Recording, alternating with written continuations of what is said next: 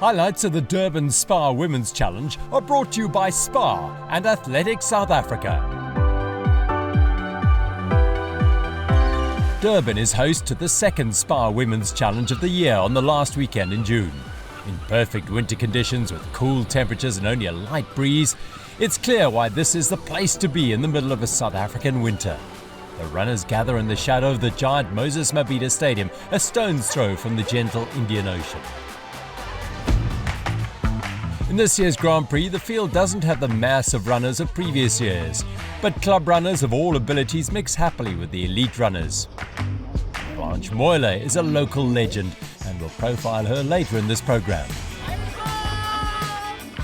Jenna Challoner, another elite Durban runner, is looking for honours in the over 40s category.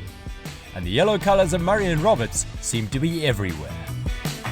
Another club packed full of elite runners is Boxer in their red kit, while a welcome face is Two Oceans and Comrades champion Gerda Steyn, making a rare appearance in a Spar race. Yvette van Zyl is the opposite, a regular Spar Women's Challenge participant. Also present is Renee Karma, a former Spar Grand Prix winner. She's running her 75th Spar race today.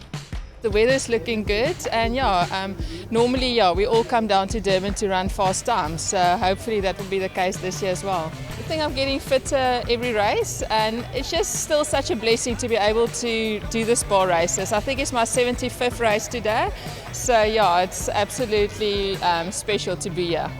The Durban Spar Women's Challenge is the original event and has been held since 1990. Last year, the 10-kilometre race was split into two identical loops of 5 kilometres. This year, there's been a slight change. The route for the Durban Spar Women's 10K Grand Prix Challenge 2022 has a slight variation on the 21 route. 21 was an extremely fast route, but we had a very tight 180-degree turn, and with some slightly increased numbers, and knowing that we're looking at a world record time, we created a figure of 8.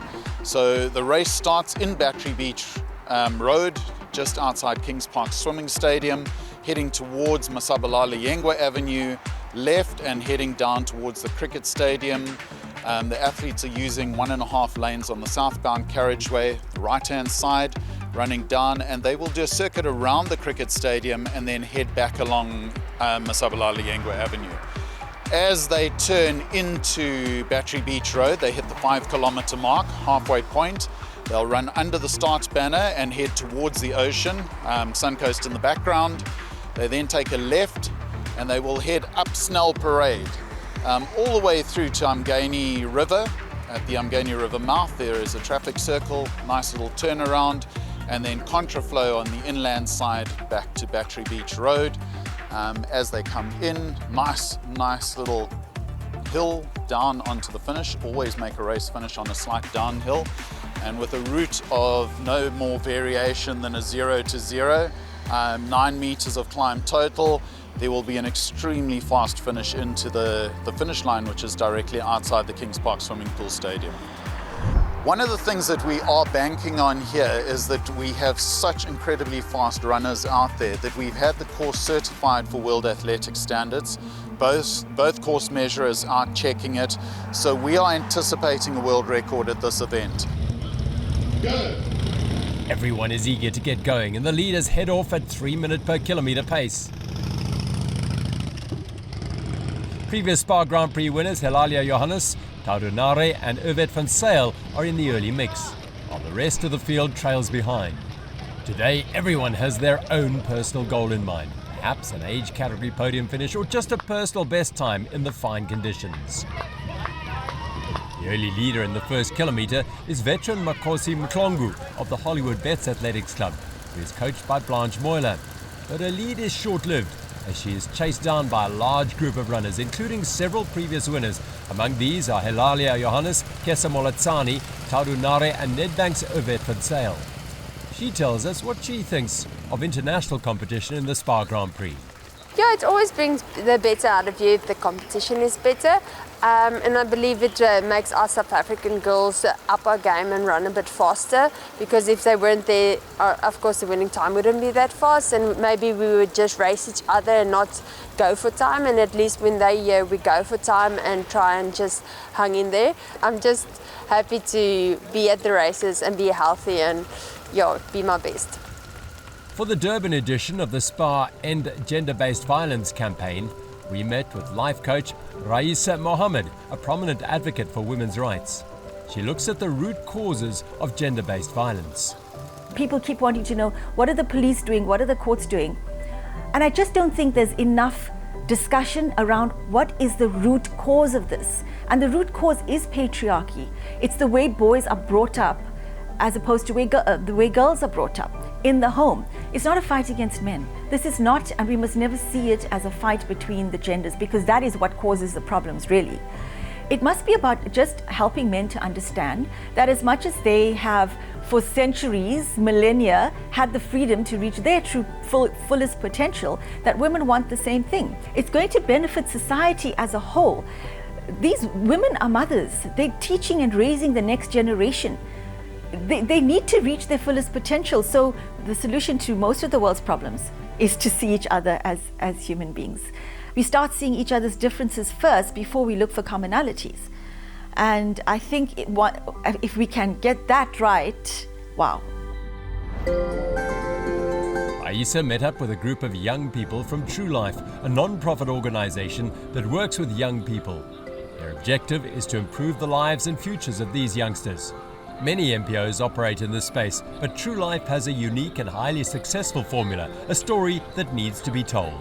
True Life is a creative educational organization that does work into schools to really empower young people with the life skills using every sort of creative medium we can think of, whether it's on stage, online, in person. We do workshops and we create our own content, as well as some stuff that is in line with the curriculum and the school syllabus. And really we create safe spaces for young people, and we talk about anything and almost everything. Being those big brother and sisters that I think the youth of this nation desperately need. I think there's something really powerful about having, firstly, young people that show that there's another way to live, that's not perpetuated in the media, and that they can live whole, full, joyful lives, serving other young people and just living differently. In South Africa, we say that there's a gender-based violence culture. And because of culture is the way people agree upon things and in a way of doing things, there's a hierarchy even in the homes that men are better, females are less, the women need to be in the homes, the men are the ones in charge of the finances and everything. So because of that control, even in the home, it spreads out to the outside world and in our society. The culture of abuse, it's because as boys or as young guys, we grow up in a culture where people are told, or boys are told, no, you have to be dominant over your girlfriend or the people or the women in your life, and I think it adds to that. How do we stop kind of perpetuating with our mental thinking and the group thinking that happens through culture? And so I think once we educate, then we tackle on the culture, because then culture is learned. And then once we relearn it, we'll be able to start to see a group of young people thinking in a different manner, instead of kind of always seeing it in a certain manner as how it's been depicted in the past. All of our messages are really age specific. So we've done the research. We know what kids are dealing with at their age and what they're going through. And so we would never try to expose a kid to something that they shouldn't be exposed to. And now we're saying, actually, hey, here's the best way forward. And really part of our goal and really our whole drive of our organization is brave choices equals better future. By now the race has settled down with just 4 runners in the mix up front. They are Johannes, Nare, Selam Gebre and Gerda Steyn. The early pace was simply too quick for most of the other top runners, who will now be positioning themselves for a place in the top 5 or 10. Finishing times are also important, with 5 or 10 points being available for times under 34 minutes. Consistent points are highly valuable in the overall Grand Prix. This group, which now includes Irvet, is heading towards Kingsmead. It is still early in the race and the top 10 is far from settled. One thing is certain, however, the winner in Kaapberge this year and overall 2019 champion Helalia Johannes will be targeting a podium place at the end. Chasing hard are Kesa Moletsane, Lebo Palula, Kasisilis Sosibo and Caroline Mahandu. Kesa won the Grand Prix in 2017, while Palula is also a previous champion. Sosibo and Mandu both finished in the top 6 in Gqeberha and will be looking to consolidate maximum Grand Prix points. All in all, a potent group. Turning left at the cricket stadium, Nare leads the way, with Johannes just a metre behind. The Namibian veteran did not have the ideal build-up to today's race. I wake up yesterday 4 o'clock going to the airport in Namibia. Then I missed the flight. Then I stayed there for 3 hours. Then I came to Joburg. Then I stayed there for 5 hours. And I missed again another flight to come here. Then I had to got another ticket. Then I arrived here at night. And I did not rest. And I wake up again the same time, 4 a.m. again. And my body was very much tired. And I was dizzy and having headache. So when I went to the race, I was tired. I tried to push, but my body was not responding. Lebo Palula, with her signature loping stride, leads Moletsani and Mandu past Kingsmead. Kesa, in the colours of Marion Roberts, is a stalwart of the Spar Grand Prix, having won back in 2017. Based in Bloemfontein, she now adds community involvement to her career as an iconic role model athlete for thousands of young girls. Steyn has now been dropped out of the lead group, a quartet of Nedbank runners. Van Sail has made up the distance and is now toe-to-toe with the 3 international visitors. This is Selam Gebre's second South African race, and she's already feeling the true South African hospitality. I'm very happy and I feel at home already. The people are very welcoming and I plan to come more often. Gerda Steyn is slowly moving back in the field and finds herself being passed by Lebo Palula under the bridge back towards the ocean side. Elite ultramarathon runners like Gerda have a difficult balancing act, trying to be competitive over distances from 10Ks up to the 90-kilometre Comrades Marathon distance. Kesa has started her typical mid-race surge as she moves away from boxers Kasasilia Sosibo. The leading group is now approaching the start-finish line and the halfway point of the race. All of them are from the Nedbank Club. Taru Nare, the senior, Helalia Johannes, the veteran, and Selam Gebre, the junior. The only local runner in the mix is a never-say-die Yvette van Sail, although she seems to have lost contact with the 3 visitors. The pace is a steady 3:12 per kilometre, perhaps a little slower than expected considering what happened in Gqeberha, but there is a slight breeze out there, and tactics often dictate the pace the lead runners choose to employ. And Elalia's clear discomfort means that Nare has to do all the work.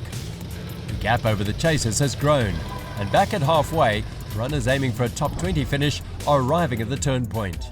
Going out onto the road northwards alongside the ocean, Yvette runs alone. 2 months ago, she finished second behind Gerda Steyn in the 56-kilometre Two Oceans Marathon, but today it appears that her legs have recovered. So, how is she finding it out there?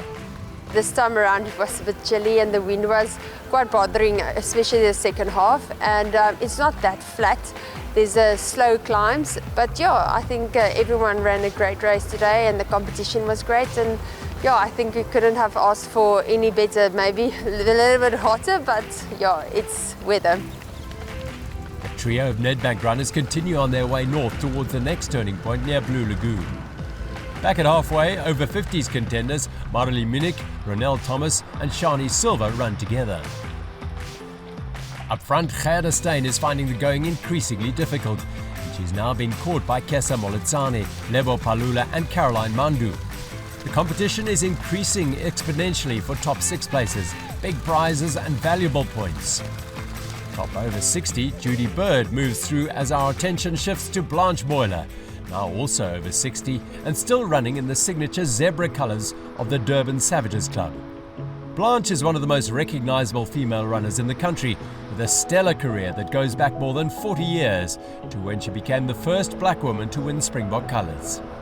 It was every sports person's dream to wear the green and gold, and so it was mine. And when I received them, at the time I didn't realize I was actually the first person of color to receive them. To me, I was just so excited to get the green and gold, because it proved that what I was doing in athletics was the right track, and I was improving. And so I was so excited.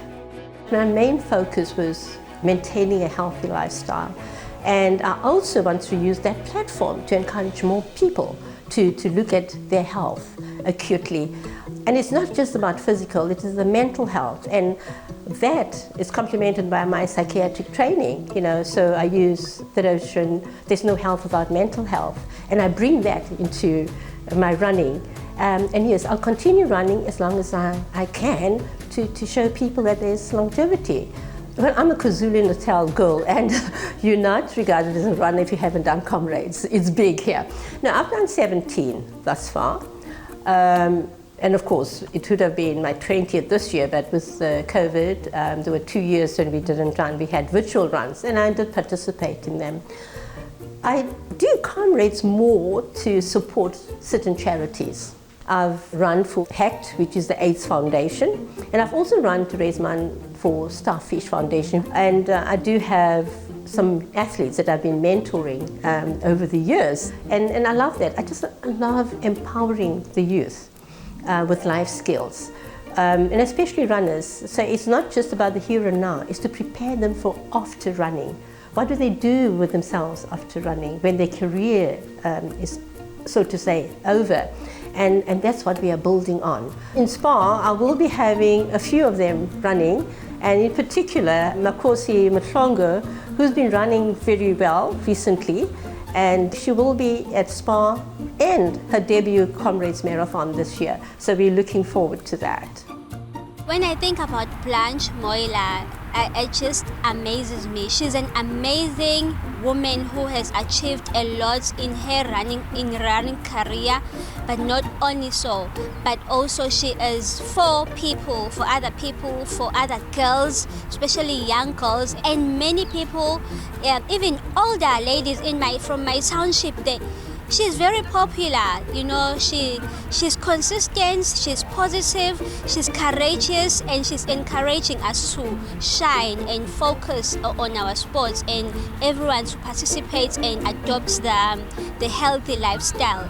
Blanche helps me in my running career with training, advices, and most importantly, currently, psychological support, because when you're running, we need to focus and to be able to deal with the obstacles that we face in a community that we come from, to stay focused and positive and believing in myself. So I am grateful for the role Blanche has played in me emotionally, psychologically, and for me to be positive, an athlete who believes in myself and enjoying my running. Over the years, many people have asked Blanche about her signature headgear, commonly known as her doek. There's no secret about it, it's my persona. And obviously having the Nike swoosh there means a lot to me, because way back when other companies really weren't keen to sponsor me, they came on board because the others really felt that I didn't fit the profile of the female athlete that you'd like to sponsor, which is true. This is way back, and Nike came on board. So my swoosh is on my turban, and it's just really my persona. At 9 kilometers, with just 1,000 meters to go, there are just 2 runners in it, exactly the same as 4 weeks ago in Kaberga. In that race, it was Johannes who surged suddenly, but on this occasion, Tarunare has been the more aggressive runner throughout. And suddenly she goes. A remarkable surge, a sprint almost. Was this her plan throughout? My plan was to sprint right when I arrived the 8th kilometer, but they were still with me, so I had to keep going. But on the 9th one, I knew it was a do or die moment, so I had to give 100%. And it certainly is successful. Running well below 3-minute pace, the young Ethiopian looks like a true champion as she literally runs away from Johannes, who had no chance. When she was breaking away, I know that, to me it was a problem to that, because I know I cannot respond, because I was trying to push, but my body, I have seen it already that I cannot move. That's why when she responded, I did not follow her. I just got to my pace, because I know my body cannot do that. Now it's simply one-way traffic to the finish. Tarunare, winner of all 6 Spar Women's Challenges last year, crashes Hilalia's party and moves into the finish area a solid 10 seconds clear. Timekeepers looking at their watches are not surprised to find that she covered the final kilometre in under 3 minutes, a pace that few women in the world could hope to maintain. And yet another winning time of under 32 minutes is produced. World class, whichever way you look at it, as Taru turns the tables on Eulalia from last month's Gqeberha result. It was a really great race because this time I was 100%, I was healthy. I wasn't so fine the last time, but this time, no matter what, I knew I was going to keep on challenging her till the last minute. My plan was to break off on the 8th kilometer, but nothing happened. So when it got to the 9th kilometer, then I just had to shoot out, and luckily God will, helped me, and I managed to win, so I'm happy. Eulalia, after all her hassles getting to Durban, finishes a fine second, just 10 seconds behind the winner. When I wake up this morning, I was dizzy and I was having a severe headache. And when I started the competition, I was just trying to give my best, but the body is not responding. Selam Gebre repeats her third place and first junior finish 5 seconds quicker than in Gqeberha. And in an excellent run, Yvette van Sail hangs on to fourth ahead of Kesa Molitsani and a brace of top local runners. There is certainly plenty of competitive life remaining in this champion. I think I just was in survival mode from the start. I just focused on each K and just checked that I can go to the next K and make the next K. So I was breaking it up for myself and just trying to hang on as far as I could. And yeah, at 5K they made a big move, so put in some good Ks there. But yeah, I'm happy with today, and I think I must just focus on the next race and see that I can get better. I'm really happy with my race this morning. The weather wasn't so favorable. It was a bit cold as expected, but overall I think being the second South African means it's a huge achievement for me so far in the Grand Prix, and I think looking forward to the new, the rest of the series, I'll do much better. Taru and Eulalia both dipped under 32 minutes, with Gebre 18 seconds slower. The next 7 runners all broke 33.33. Yvette just missed a sub-33, while Kesa pipped Caroline by 2 seconds. Sean Oldno, Kyla Jacobs and Lebo Palula all had strong finishes. Perhaps the only disappointment on the day was Gerda, who ended 10th. In the Spar Grand Prix after 2 races, Johannes and Nare are neck and neck on 59 points, with Gebre 3 points back. Yvette is on 51 and Kesa 49 to round out the top 5. Lebo Palula shows her signature personality and spirit at the end to show that she has plenty of energy left in the tank. The first South African junior to finish is promising up-and-coming Karabo Motsoneng, who comes home in a fine 37.21. Local runner Janine Carey once again takes first place in the over 50s category. She's also a runner with more than 50 Spar races under her belt. Gebre takes the junior title, Johannes the over 40s, and Carey the over 50 title. And perennial Grand Master winner Judy Bird does it again in 41.18. We asked ASA's Enoch Skosana about his take on the Spar Grand Prix. First of all, thanks for the Spar to this big race, because it's an opportunity for upcoming athletes and elite athletes, because now we have other athletes that they run in Spar. They produce Olympians, world champs athletes. We are happy about the Spar to bring back the series. We are expecting all the community to come back to road running. Road running is open. As a ASA, we are supporting women. Women, they must come in numbers to run the series. We want to see upcoming athletes, junior athletes. We want to say to the coaches, they must start developing young women to come in board. There's a debate about whether the foreign runners, Ethiopians, Kenyans, Zimbabweans, whether they should come and run this race.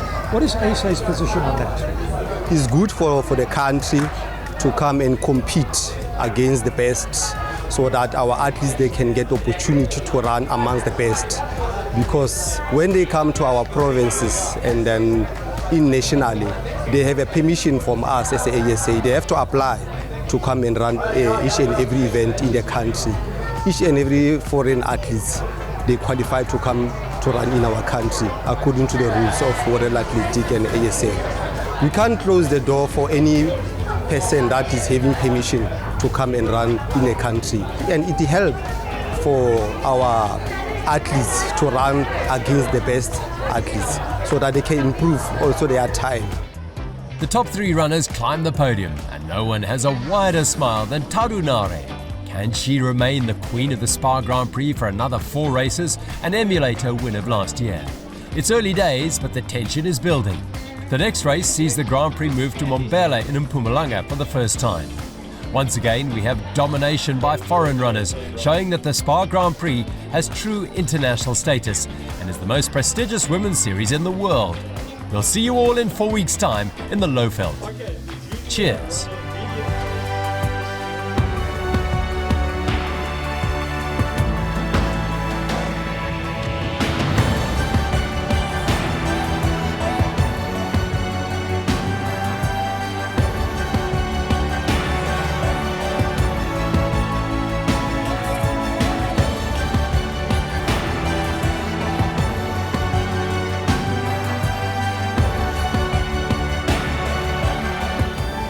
Highlights of the Durban Spar Women's Challenge are brought to you by Spar and Athletics South Africa.